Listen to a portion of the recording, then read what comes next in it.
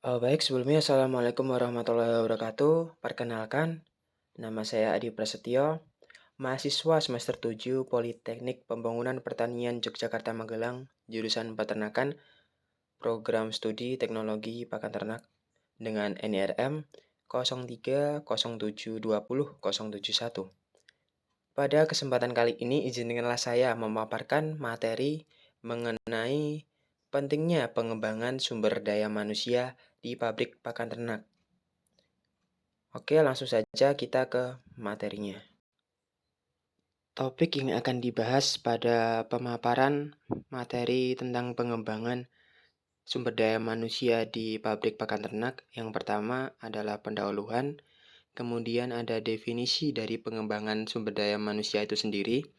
Yang ketiga ada alasan pentingnya pengembangan sumber daya manusia. Kemudian yang keempat ada tantangan dalam pengembangan sumber daya manusia. Yang kelima adalah strategi pengembangan sumber daya manusia, dan yang terakhir adalah manfaat pengembangan sumber daya manusia.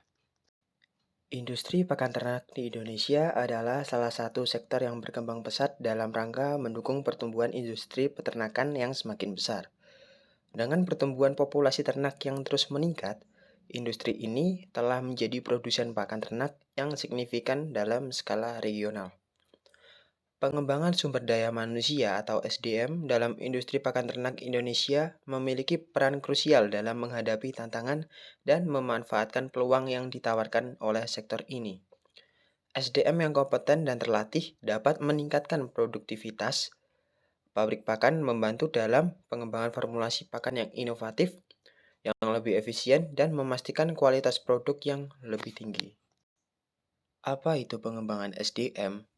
Pengembangan sumber daya manusia atau SDM merujuk pada serangkaian upaya yang bertujuan untuk meningkatkan pengetahuan, keterampilan, sikap, dan kapasitas karyawan dalam sebuah organisasi.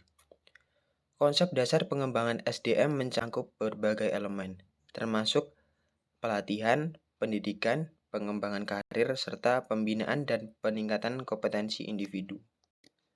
Alasan pentingnya pengembangan sumber daya manusia. Yang pertama, meningkatkan produktivitas pabrik pakan. Yang kedua, kualitas produk yang lebih baik. Yang ketiga, inovasi dalam formulasi pakan. Yang keempat, kepatuhan terhadap peraturan dan standar. Dan yang kelima, peningkatan efisiensi operasional. Tantangan dalam pengembangan sumber daya manusia. Yang pertama, kurangnya keterampilan khusus. Yang kedua, perubahan teknologi. Yang ketiga, perubahan regulasi. Dan yang keempat, perubahan permintaan konsumen. Strategi pengembangan sumber daya manusia. Yang pertama, pelatihan dan pengembangan karyawan. Yang kedua, kepemimpinan dan manajemen efektif. Yang ketiga, budaya organisasi yang mendukung pembelajaran. Yang keempat, penggunaan teknologi pendukung. Manfaat pengembangan sumber daya manusia. Yang pertama, meningkatkan produktivitas. Yang kedua, meningkatkan loyalitas karyawan. Yang ketiga, meningkatkan kualitas produk. Dan yang keempat, menyediakan peluang karir.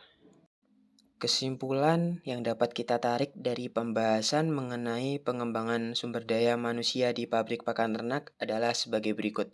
Yang pertama, pengembangan sumber daya manusia di pabrik pakan ternak penting untuk meningkatkan produktivitas, kualitas produk, dan efisiensi operasional. Kedua, keterampilan khusus, perubahan teknologi, perubahan regulasi, perubahan permintaan konsumen adalah tantangan yang perlu diatasi. Yang ketiga, strategi meliputi pelatihan, kepemimpinan yang efektif, budaya organisasi yang mendukung pembelajaran dan penggunaan teknologi. Yang keempat, dengan pengembangan sumber daya manusia, pabrik pakan dapat berinovasi dalam formulasi pakan, mematuhi regulasi, dan mengikuti tren pasar yang berubah. Yang kelima, selain itu penting juga untuk meningkatkan loyalitas karyawan dan memberikan peluang karir untuk menjaga dan mengembangkan sumber daya manusia yang berkualitas. Mungkin cukup sekian materi mengenai pengembangan sumber daya manusia di pabrik pakan ternak yang bisa saya sampaikan. Apabila ada kurang dan lebihnya, saya mohon maaf, dan semoga materi yang telah saya sampaikan bisa berguna untuk kedepannya. Akhirul kalam, wabillahi taufiq walhidayah. Wassalamualaikum warahmatullahi wabarakatuh.